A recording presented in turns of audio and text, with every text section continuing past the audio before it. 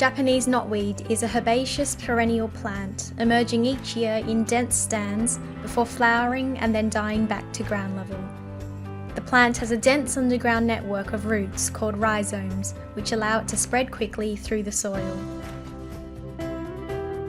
The plant was discovered on multiple occasions across Japan, China and Korea by Western plant hunters who were keen on the latest sensations for home markets. The plant arrived at the Royal Botanical Gardens in Kew in August 1850 in an unsolicited parcel of plants from the nursery of von Siebold of Leyden. By 1854, the plant had arrived at the Royal Botanical Gardens in Edinburgh. The plants were then sold by a large number of commercial nursery gardens around the country. The sharing of cuttings and the discarding of unwanted rhizomes established the primary pattern of distribution.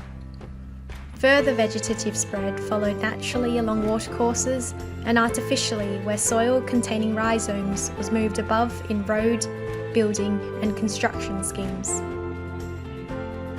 None of this story is unusual though, as there are thousands of plants plundered from across the world and now settled in the United Kingdom.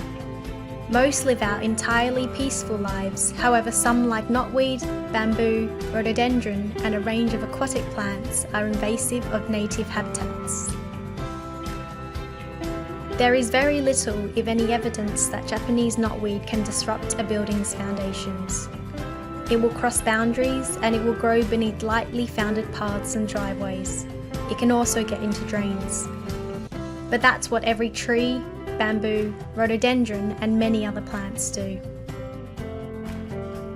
The UK's own native trees cause actual damage to low-rise buildings of around £150 million to £500 million in the hottest years, and also damage pathways, drains, and cause damage when they fail catastrophically. The problem is that Japanese knotweed is very invasive, and once it invades a property, it's tricky to remove and to keep out. You need neighbours to cooperate, root barriers, chemicals or soils removed, and that always worries conveyancing solicitors, building surveyors and lenders. Houses are not at risk from being damaged, but driveways and drains might be, as with many other plants. Heavy infestation is costly to remedy, but there are some clues in property risk and location at point of sale.